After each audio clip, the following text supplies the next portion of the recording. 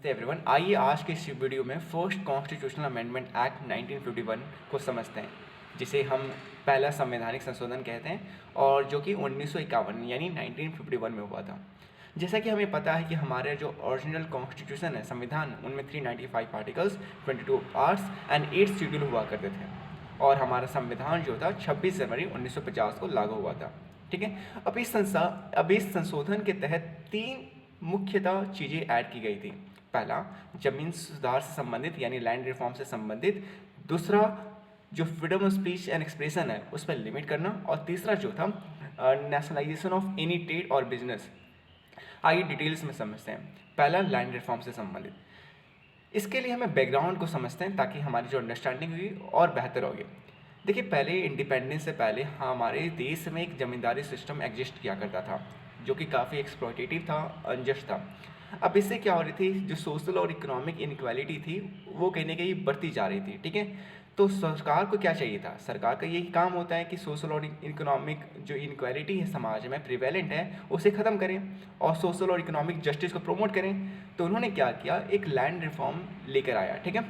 अब इस land reform के तहत क्या था कि जो व्यक्ति के पास अधिक ज़मीन थी उसे छीन करके रीडिस्ट्रीब्यूट कर दिया गया। ठीक है।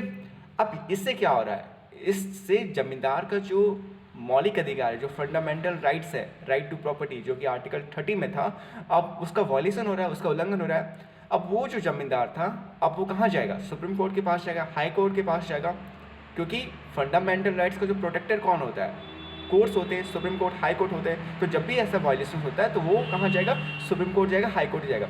अब सुप्रीम कोर्ट ने क्या कहा कि ये जो आपने लॉ लेकर आया है, जो रिफॉर्म की बात कर रहे हैं, वो बिल्कुल अनकॉन्स्टिट्यूशनल है, क्योंकि इससे जो लोगों का जो फंडामेंटल राइट्स हो रहा है उसका उल्लंघन हो रहा है, उसका वायलेशन हो रहा है। ठीक है।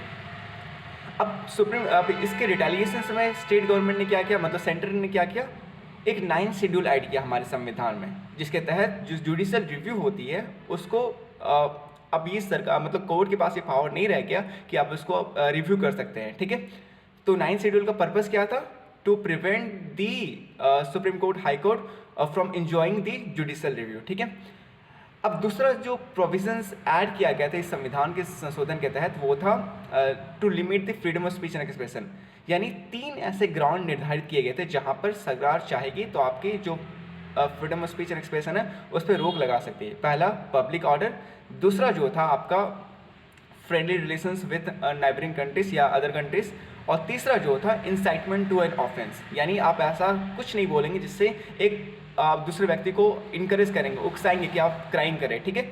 तीसरा जो था वो था नेशनलाइजेशन ऑफ एनी ट्रेड और बिजनेस, यानी अगर सरकार चाहेंगे तो किसी भी ट्रेड को, बिजनेस को वो नेशनलाइज कर सकती है। नेशनलाइज का मतलब होता है कि वो उसको राष्ट्रीयकरण कर सकती है, यानी केवल उस स्टेट पर स्टेट गवर्नमेंट का यानी सेंट्रल गवर्नमेंट का अधिकार होगा, कोई प्राइवेट कंपनी उनमें हस्तक्षेप नहीं करेगी, उस स्टेट को प्रैक्टिस नहीं करेगी। ठीक है। तो ये मेजर चेंजेस किए गए थे। तो यही था। अगले वीडियो में कुछ नया डिस्कस करेंगे, तब तक के लिए धन्यवाद।